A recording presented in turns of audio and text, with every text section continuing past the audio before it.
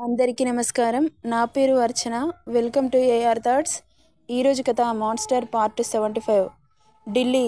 ఒక హోటల్ ముందు కార్ ఆగింది. సుదీప్ ఫేస్ విసుగ్గా పెట్టుకొని రూమ్కి వెళ్తుంటే వెనకే వెళ్ళింది రియా కూడా.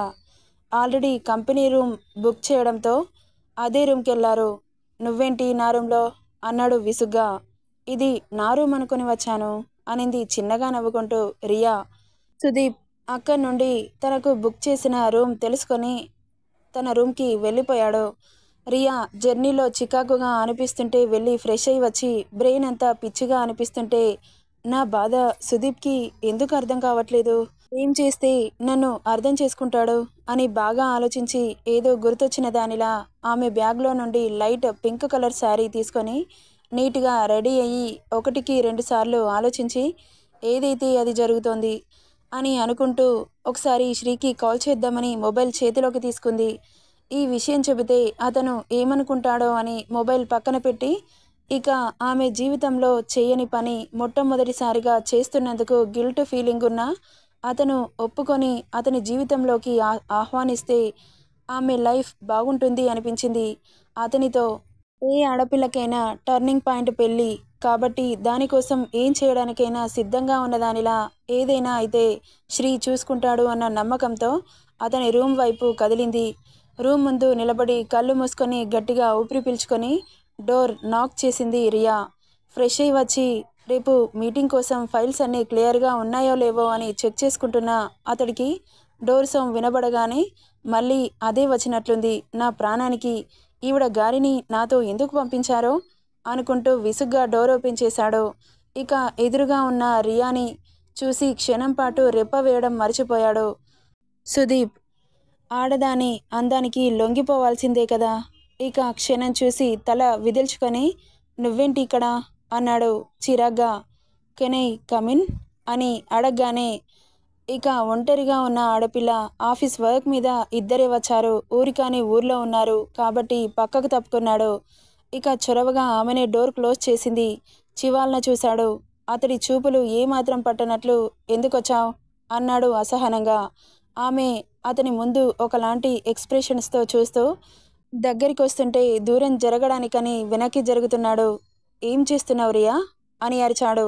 అతడి ముందుకు పెద్దగా అడుగు వేసి తన కాలర్ని చేజెక్కించుకొని దగ్గరికి లాక్కొని చెబుతుంటే అర్థం అవ్వట్లేదా, ఐ వాంట్ యూ అనగానే వెటకారంగా నవ్వాడు సుదీప్. అతను అలా నవ్వుతుంటే కోపంగా చూసింది. ఏంటి, నేను నీకు కావాలా? ఎన్ని రాత్రులు అన్నాడు. అతని మాటలకి వినలేనట్లుగా కళ్ళు మూసుకుంది రియా. చెప్పు, నీతో ఎన్ని రాత్రులు గడిపితే సాటిస్ఫై అవుతావు అన్నాడు.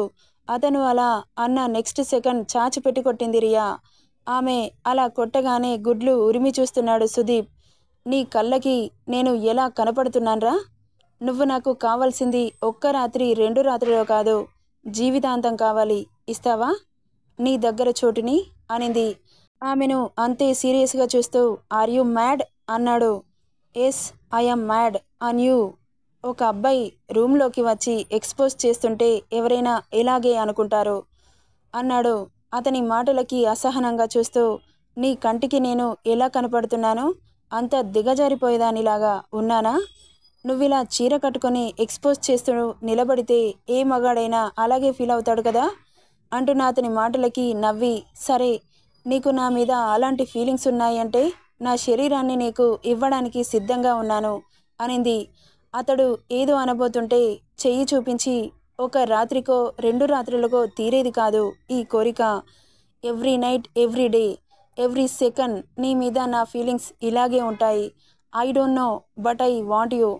అది లవ్వో, లైక్నో, లస్ట్నో, whatever, but I want you more and more.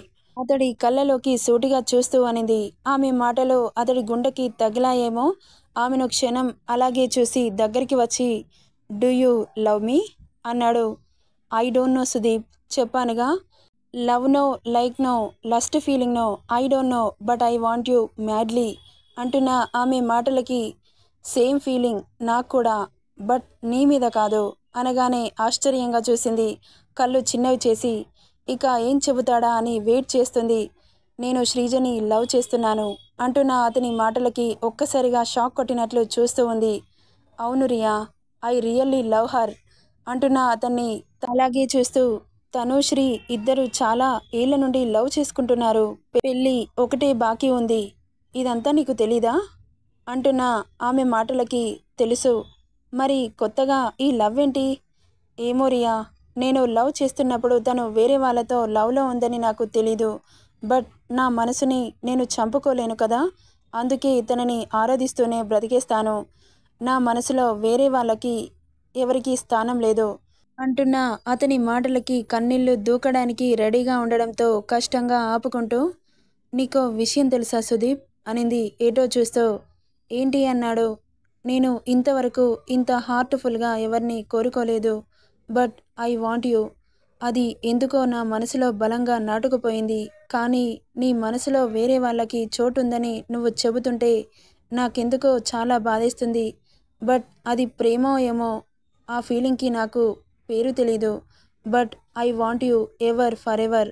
నువ్వు ఎన్ని ఏళ్ళకైనా నా దగ్గరికి వచ్చినా నేను నీతో రావడానికి సిద్ధంగా ఉన్నాను. బట్ అప్పటి వరకు వెయిట్ చేస్తాను, కానీ నా మనసులోకి నా లైఫ్లోకి ఎవరిని రానివ్వను అని సిన్సియర్గా చెప్పి అక్కడి నుండి డోర్ వరకు వెళ్ళి ఆగి వెనక్కి తిరిగి పరుగున సుదీప్ని గాఢంగా హత్తుకొని అతని పెదాలని ముడివేసింది. మొదటిసారిగా ఒక ఆడదాని శరీరం తగలగానే ఫ్రీజ్ అయిపోయాడు సుదీప్. ఇక్కడ రియా పరిస్థితి అంతకంటే ఎక్కువగా ఉంది. ఎందుకంటే ఆమె అతన్ని లవ్ చేస్తుంది కాబట్టి. ఆమె ప్రేమనంతా ముద్దులో తెలుపుతూ ఇంటెన్స్గా ముద్దు పెడుతుంటే అతడికి ఉక్కిరి బిక్కిరి అవుతోంది. ఆమెను దూరం నెట్టేయాలి అనిపించలేదు. ఎందుకో మరి మనస్ఫూర్తిగా తనివి తీరా ముద్దు పెట్టి అతన్ని కళ్ళ నీళ్లతో చూసి బుగ్గ మీద చేయి పెట్టి అతడి నుదిటి మీద ముద్దు పెట్టుకొని, I'm sorry Sudeep, I couldn't control it అని చెప్పి ఇంకెప్పుడు నీకు కనిపించను అని అక్కడి నుండి వెళ్ళిపోయింది రియా. ఆమె సడన్గా వచ్చి హత్తుకోవడం, ముద్దు పెట్టడం ఇవన్నీ వెంట వెంటనే జరిగిపోవడంతో ఒక్కసారిగా బ్రెయిన్ మొద్దుబారిపోయింది అతనికి. ఏం చేయాలో అర్థం కాక తలలోకి వేలు జొప్పించి కుదుళ్ళని గట్టిగా పట్టుకొని బెడ్ మీద కూలబడ్డాడు.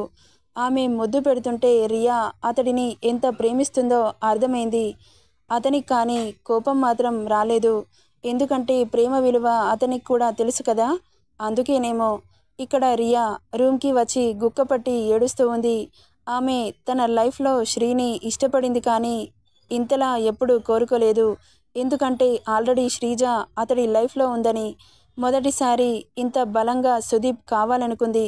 బట్ అది మొలకగా ఉన్నప్పుడే చంపేశాడు. దానికి ఆమె మనసు విలవిలలాడిపోతోంది. అది ప్రేమ అని కూడా తెలియని సిచ్యువేషన్లో ఉంది రియా. అలా ఆ రోజు ఇద్దరికీ కలత నిద్ర మిగిలింది. నెక్స్ట్ డే మార్నింగ్ ఇద్దరు ఫ్రెష్ అయ్యి బ్రేక్ఫాస్ట్ చేసి మీటింగ్కి బయలుదేరారు. కార్లో వెళ్తున్నంతసేపు ఇద్దరి మధ్యలో మౌనం. సుదీప్ ఆమెను చూస్తున్నాడు, కానీ రియా మాత్రం కార్ విండోలో తలదూర్చి శూన్యంలోకి చూస్తూ ఉంది. ఇక మీటింగ్ స్పాట్ రావడంతో కార్ ఆగింది. ఇద్దరు మీటింగ్ హాల్కి చేరుకున్నారు. ఆఫ్టర్నూన్ వరకు మీటింగ్ ఫినిష్ చేసుకొని చెన్నైకి రిటర్న్ అయ్యారు. పక్కనే కళ్ళు మూసుకొని తల వెనక్కి వాల్చి ఆలోచనలో ఉన్న రియా చేతిపై చేయి వేసి చిన్నగా ప్రెస్ చేశాడు సుదీప్. అతని స్పర్శకి కళ్ళు తెరిచి చూసింది. రియల్లీ సారీ రియా, నీ అంత హార్ట్ఫుల్గా నాకు ఎవరు ప్రపోజ్ చేయలేదు. బట్ నా మనసు ఖాళీగా లేదు. ఉంటే నీ లవ్ని డెఫినెట్గా యాక్సెప్ట్ చేసి ఉండేవాడిని. కానీ నేనేం చేయలేని సిచ్యువేషన్లో ఉన్నాను. ఐఎమ్ రియల్లీ సారీ నిన్ను బాధ పెడుతున్నందుకు అని చెబుతుంటే చిన్నగా నవ్వింది. ఇక ఏం సమాధానం ఇవ్వలేదు. చెన్నైలో ల్యాండ్ అయింది ఫ్లైట్. అతనితో ఏం మాట్లాడకుండానే ఇంటికి బయలుదేరింది రియా. ఇక్కడ శ్రీ పడుకున్న శ్రీజని అపురూపంగా చూస్తూ, నీకేమైనా అయితే నా హార్ట్ ఎలా కొట్టుకుంటుంది బంగారం? ఎందుకు మనకి ఇలా జరుగుతోంది? ఎక్కువ రోజులు నిన్ను వెయిట్ చేయించలేను. మన మధ్యలో ఈ కాస్త దూరం కూడా లేకుండా చేసి పెళ్లి చేసుకుంటాను అతి త్వరలో అనుకుంటూ ముద్దుగా పడుకున్న శ్రీజ బుగ్గపై ముద్దు పెట్టి ఇక ఆ రోజు ఆఫీస్కి వెళ్ళలేకపోయాడు. ఆమెనే చూస్తూ ల్యాప్టాప్ ముందేసుకొని ఆమెకు ఎదురుగా కూర్చొని వర్క్ చేసుకుంటున్నాడు. ఆమె కదిలిన ప్రతిసారి నేనున్నాను అన్న ధైర్యాన్ని ఆమెకిస్తుంటే తెలియకుండానే నిద్రలోకి జారుకుంది శ్రీజ. ఇక అంతలో మొబైల్ రింగ్ అవుతుంటే లిఫ్ట్ చేశాడు శ్రీ.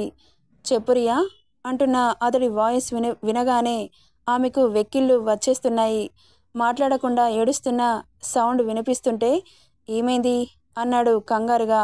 ఇక చాలాసేపు ఏడ్చి కాస్త బాధ తగ్గాక జరిగింది చెప్పింది. ఆమె అలా చెప్పగానే డోంట్ వరీ రియా, తొందరలో నీ లవ్ని యాక్సెప్ట్ చేస్తాడు సుదీప్, నువ్వు చూస్తూ ఉండు అనగానే అతను ఇచ్చే ధైర్యానికి కాస్త మనసు కుదుటపడి థ్యాంక్ యూ శ్రీ, నీతో మాట్లాడిన ప్రతిసారి నాకు చాలా ధైర్యం వచ్చేస్తుంది. నాకంటూ ఆత్మీయులు ఉన్నారు అంటే ఒక నువ్వు మాత్రమే అని చెప్పి కాల్ కట్ చేసింది. ఇక శ్రీజ విషయం ఆమెకు చెప్పి బాధ పెట్టడం దేనికి అని చెప్పలేదు శ్రీ. ఆల్రెడీ బాధలో ఉంది కదా. ఆమె ఢిల్లీ నుండి వచ్చిన తర్వాత 2 డేస్కి శ్రీకి కాల్ చేసింది Riya. Note this point. Sri పెదవుల్లో సైడ్ స్మైల్. అన్ని సమస్యలకి ఒకరోజు సొల్యూషన్ దొరుకుతుంది అన్నట్లుగా. నెక్స్ట్ ఏం జరుగుతుందో నెక్స్ట్ పార్ట్లో చూద్దాం. ఈ స్టోరీ ఎలా ఉందో కామెంట్ చేయండి friends. Thank you for listening.